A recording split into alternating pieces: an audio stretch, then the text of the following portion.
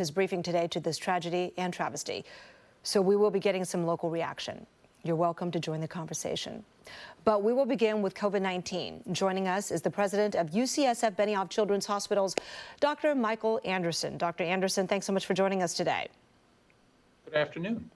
Good afternoon. A lot of new headlines. One thing that continues to puzzle people is the multi-inflammatory syndrome we've been hearing a lot about, where kids kind of get that, a certain kind of rash when they've been exposed to COVID. Can you talk about how that's manifesting itself?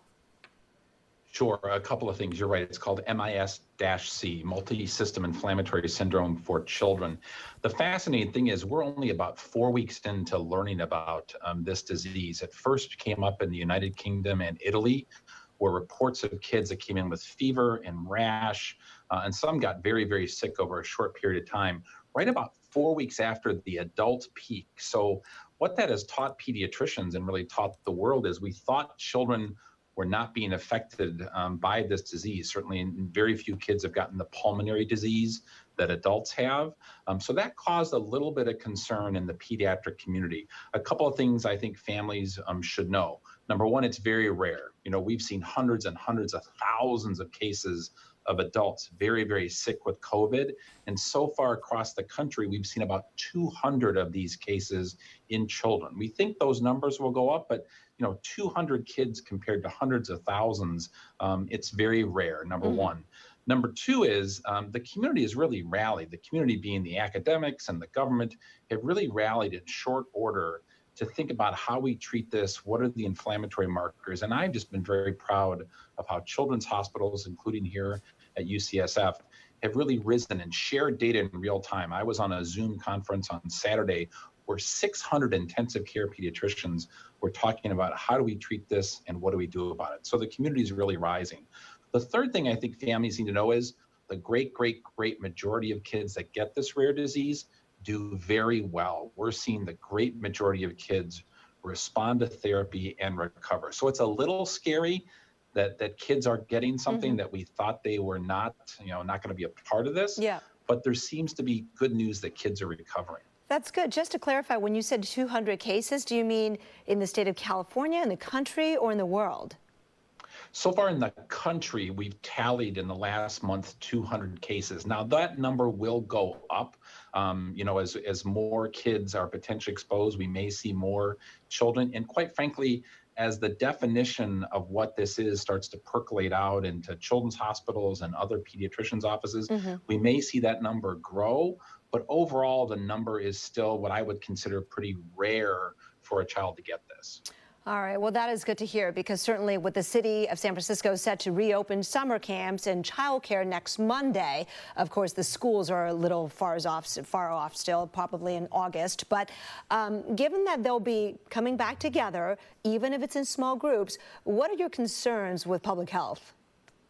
Yeah, I'm an optimist, and I actually like the fact that we're now having the dialogue about how do we emerge into recovery, right? We've been sheltering in place for so long. And I think the Bay Area should be so proud of what we've done. This has been a collective good that we have stopped or flattened the curve, if you will. And now we're starting to have the debate. What about summer camp? What about play dates? What about all the stuff that makes a kid, right? So I'm glad we're starting to have this dialogue. But it's obviously a different world. Parents are really concerned, and we have to be safe. So if I use summer camp as an example, I think there's three factors for families to consider. One is, what's the municipality, what's the state and the city say about, is it okay to open that camp? So that's kind of at the government level. The second is for parents, and parents are always really good, obviously, about checking out where they're entrusting their kid to stay overnight or just stay for the day. But there's something called the American Camp Association, and they've been working in close conjunction with the Centers for Disease Control and the American Academy of Pediatrics to really put in place what I think is rigorous standards for safety around hand washing, around how many kids are allowed to congregate, around how to screen staff, around how to react if somebody, God forbid, gets sick. So I think it's important that parents really know what are the quote unquote adults in charge of this particular thing, like a camp, doing. And then the third thing I think is really important, no matter any of the things we're talking about today, is for families to feel comfortable either reestablishing or establishing a relationship with their pediatrician. Because I think, so many people have been scared to go to the doctor, scared to go to the emergency department or the hospital. And I just think parents need to know hospitals and pediatricians are open. We're using a lot more telemedicine. We're using technology like this to see families. But I think it's important that for that individual child, that a family has a discussion with their pediatrician on what they should do as far as these kind of activities. Okay, and I'm glad you mentioned that. And one thing that parents have kind of asked is, should the decision as to whether I send my child into that social situation depend in part on who else resides in this household, whether they have elderly grandparents? Because, you hear people say, oh, the kids will be fine, the kids will be fine. They're not coming down with it hard. But what are the other considerations you'd advise? You've nailed it on the head. It's not, once again, this rare syndrome in kids we're concerned about, but it is rare and we're dealing with it. I think we have to take into account grandma and grandpa. I'm a grandparent myself, grandma and grandpa, and is that child being in close proximity to a quote unquote more vulnerable patient, is that going to cause more harm than good? So it's a very individual discussion, but I think if you've got somebody that is elderly, that has emphysema, that has, significant comorbidities, I think you really have to think hard about whether bringing that child into that household is a good idea or not. It's so tough to come up with a concrete answer because there's a lot of gray zone here, but I think making sure that we're protecting our adults and our vulnerable patients is really important. All right, Dr. Anderson, we always fold in viewer questions here, and we've got one that I think a lot of people are wondering about. Sherry Kenville wants to know, why are we so heavily relying on taking temperatures when so many people are asymptomatic? My own company, and I know a lot of other companies, as they look at bringing more people back, there's talk of taking temperatures. So what about that question? Yeah, I think temperatures is part of the screening. I think it's just sort of a go, no go. If you've got a temperature, go home. Don't come into this place. And certainly you've seen in the airports across the world that that's sort of just an initial screen. What we're doing before people come into our hospital, though, is asking really important questions. Do you have a cough that you didn't have 24 hours ago? Do you have muscle aches that you really can't explain? So a temperature is just one bit of it. If you don't have a temperature, but you've developed a cough or muscle aches, then you should not be around other people until you contact your doc. So I think temperature is simply a high-level screening tool, and it's not the end-all, be-all, according to what I'm thinking. Right. All right. A lot of people are also asking, how safe is the dentist's office? Lockhand wants to know that, and I know dental offices around the Bay Area are just starting to reopen after making a lot of modifications. Do you think that's safe, or do you think people should still hold off? I think it's safe. I think that dental offices, much like hospitals, have looked literally under every square inch. What are the ways to make this safer for patients? How do we protect the staff? How do we make sure the staff is screened? How do we make sure that we change the experience when a patient comes in to be as safe as possible, whether it's personal protective equipment, whether it's the instruments they use, and whether it's the cleaning between patients. So just like the organization I'm a part of, the American Academy of Pediatrics, has been bringing experts together since this struck. And to be honest, we're really modifying things in real time as more data comes in. I know that the American Dental Association has been really engaged in how do we make this as safe as possible. Having said that, an individual patient has to make that determination. Is this teeth cleaning worth it, or should I wait 2 months? That's a tough individual discussion, but I just know from looking nationally, quite frankly, what the ADA is doing, that they're really trying to address safety first and foremost. All right. Well, Dr. Anderson, thank you so much for taking the time today to share some of those insights. Appreciate your time, and take good care. My pleasure. We'll take a short break on air, but the conversation continues on our live stream platforms, including Facebook Live right now. All right. Thank you, Dr. Anderson. Good to see you. Good to see you as always. Have a wonderful weekend. Maybe someday I can come back to the studio in person. We'll see when that is. I know. It's been a long time. Why don't you folks over there work on a vaccine and then let us know, okay? Yeah, that's I was on a call. There's 8 different companies now racing towards it. We'll see how they do. Okay. Take care. Have a good weekend. You Take care. too. All right, Facebook friends, thank you so much for watching today's show. Not only do we want to address your COVID questions, coming up next, we're going to be talking with a local Bay Area group that's been working hard for several years now to bridge the digital divide and other inequities that we see even here in the Bay Area, from education to social opportunity to what we're seeing across the country right now, certainly in Minnesota and a few months ago in Georgia and so many other places in which racial tensions have played out and groups are targeted and have suffered greatly, especially during the pandemic. During times like these, it tends to bring out tensions as everyone is under stress, but they're deeper, societal rooted, historically rooted problems that have not been addressed. Racism is one of them, and that is something that's rearing its ugly head right now, and it's causing our fabric, the fabric of our society, to kind of tear at itself. So we're going to talk about that. If you have stories to share, comments, thoughts, we welcome all well thought out, considerate perspectives. And please know that your life circumstance is different from mine and is different from his or hers. And because of that, we will look at something from different viewpoints, and it'll look very different possibly. I urge everyone to try to learn and be open. I try to do that every day. Try not to judge and keep the tone just one of cooperation and promoting dialogue.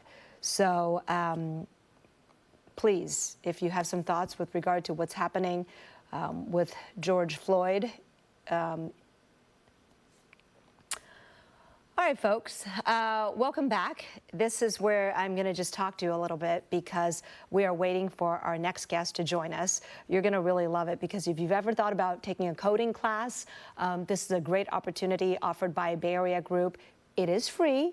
And they have outstanding folks, including engineers from Silicon Valley, entrepreneurs coming in to, before they met, on campus at Facebook, but now it's virtual, and it's easier than easy for you to also sign up for the next session of their classes, which is starting very soon in just a few weeks, I think, a week or two. So I'm going to tell you about that.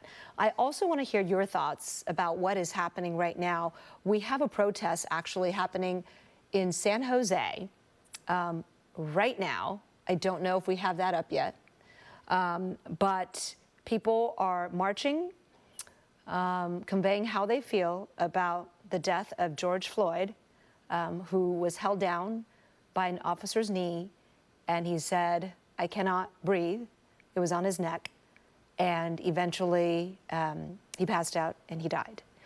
And it's really asked this nation to do a lot of soul searching as we watch that video, and even children on TikTok watching it, which is, Governor Newsom said that today.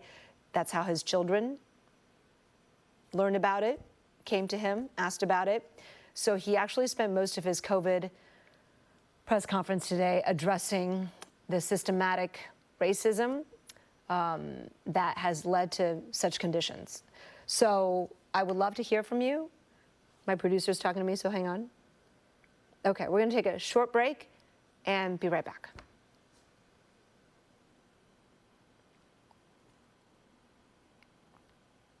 Okay. Hey, folks. We are just asking you to hang on with us for a little bit because we are having some technical issues right now connecting with our guests. So we're going to line up some other elements for you. All right.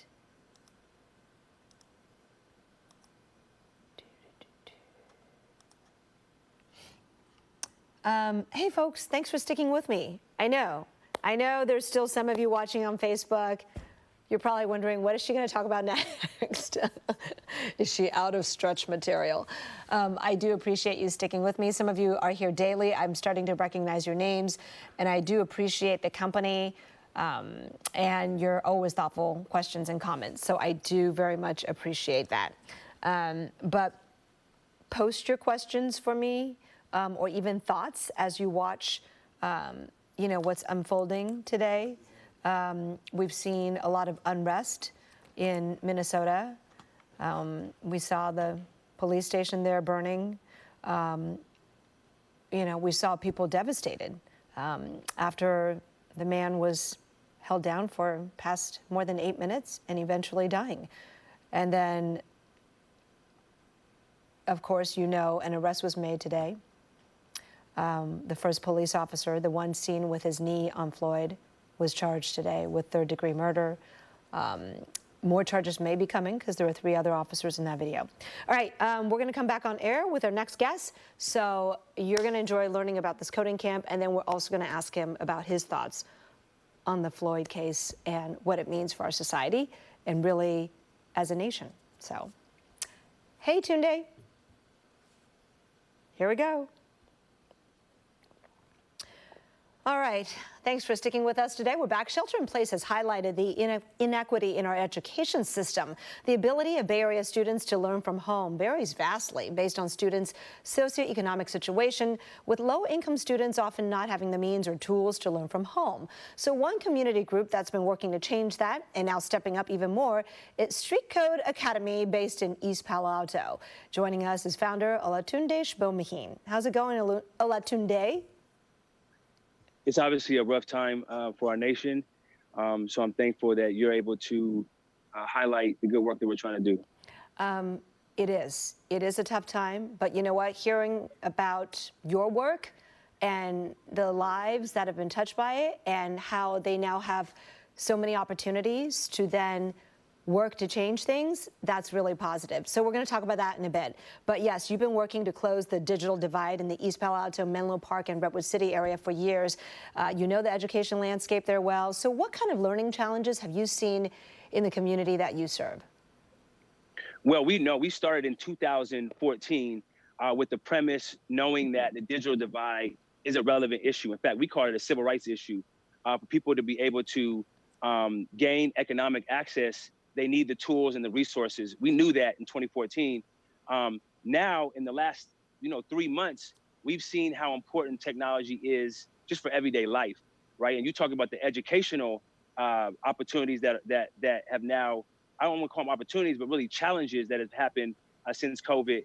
And it's highlighted in the Sequoia Union School District in the first month, 10%, that's over 1,000 students, could not even or did not even log in to this shelter-in-place educational system. So we're seeing that the lack of resources, technology resources specifically, affects school, but we know it affects social life. We know it affects your spiritual life. You can't go to church. You can barely shop without having access to technology. So what are you doing to close that gap and get a laptop into as many hands as possible? No, thank you for highlighting that initiative. We were in-person classes. We're very community-based, and so we hosted community classes for the last 5 years. And when COVID hit, we needed to transform our in-person classes into online, and immediately we found half of our students didn't even have the tools in their own house to be able to access our online. And so when we combined that along with the broader issue of what technology has to do, we said, let's get laptops in every home.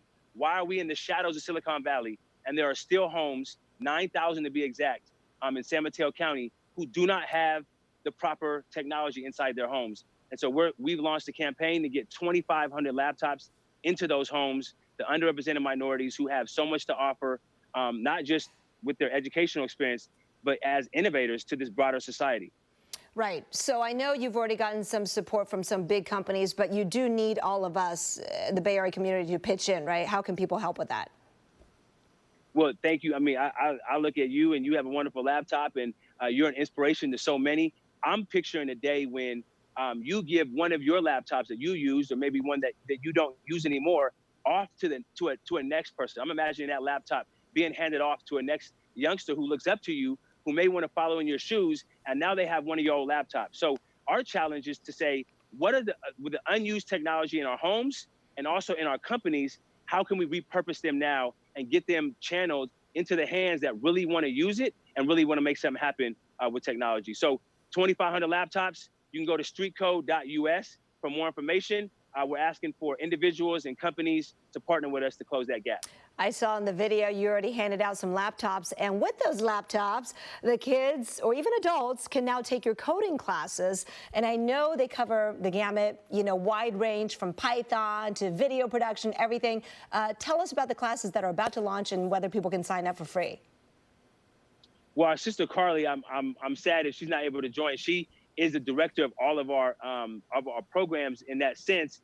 And so we have programs, we call it Hack, Hustle, and Design. We have programs in coding, programs in entrepreneurship, and we have programs in design. And those are all free 6-week classes that you can go on. Everything from learning how to code to learning how to build a game to learning how to build your own app. Those are all programs that we have 6 weeks completely free. Again, you can see them on streetcode.us. All right, definitely going to check it out. You're never too old to start learning how to code. I think I might have to do it too. I know you've been trying to talk me into it for years, so I will have to overcome my fear. Come. Olatunde, I really appreciate you being here because we also want to talk about something very serious. You talked about how bridging the digital divide, that is a part of civil rights because we need everybody to be part of the conversation to talk about how to change things. Really sad what's happening across the country, protests, including here in the Bay Area, San Jose right now. We're going to get your thoughts on George Floyd's death. And also the arrest of the police officer who had put his knee to Floyd when we come back. But before we go, just want to show you Highway 101. This is live right now, Highway 101 in San Jose, where the freeway is shut down as protesters kind of take over that stretch of the freeway. Many of them, they're on foot, of course, carrying signs. Some say Black Lives Matter, others remembering George Floyd and demanding justice. And this is all happening in San Jose. So if you're headed down that way on 101, know that your commute may be temporarily interrupted, but this protest happening right now. We'll take a short break and be back with more. Okay, so while we're in break, we're going to just continue to look at this developing situation on 101. And Tunde, if you could just kind of comment for me, this is the kind of protest, if you will, that where you go, okay, people are out there making their statement, but nobody is getting hurt, and we hope it stays that way. But in Minnesota, certainly, we've seen videos of people getting hurt. We've seen things burning. And I want to ask you just how that makes you feel to see the different expressions of the hurt that people are feeling right now. Well, like all of us should, we're grieving for the family of George Floyd, for his circle, for his community, and for all of us who resonate with the understanding of racism. And when I see those pictures, of course I hurt. One part of me wants all of our emotions to be channeled in a constructive way. And so we think about what does that mean? And for all of us, that constructive way looks differently, or looks different for many of us. But at the same time, I get embarrassed by our country's failure to address white supremacy and the ideology that has lasted since our country's founding. And if we don't give a proper way for us to wrestle with that, we will not see peace and justice. And so I love our brother Brian Stevenson down in Montgomery, Alabama, who has a memorial talking about lynchings, which the death of George Floyd is a modern day lynching. But his resolution is a memorial for peace and justice. And when you go there, we cry, we get angry, we get upset, we talk, we have our voices be heard. All right. Olatunde, I'm going to put you on hold right now because we're coming back on air, and I think Carly is also going to join us. Good. And we are back. You're looking at a live picture from San Jose, Sky 7 over the scene, 101 at Alum Rock, where there is a shutdown of the freeway right now due to the protest over the death of George Floyd in Minnesota by police. And you can see a lot of people out there, most of them, from what we can see earlier, wearing masks, but they are carrying signs, and they have stopped traffic there while making the point that they say George Floyd's killing was both an unnecessary murder and they say it's a manifestation of long-held racism that needs to end in this country.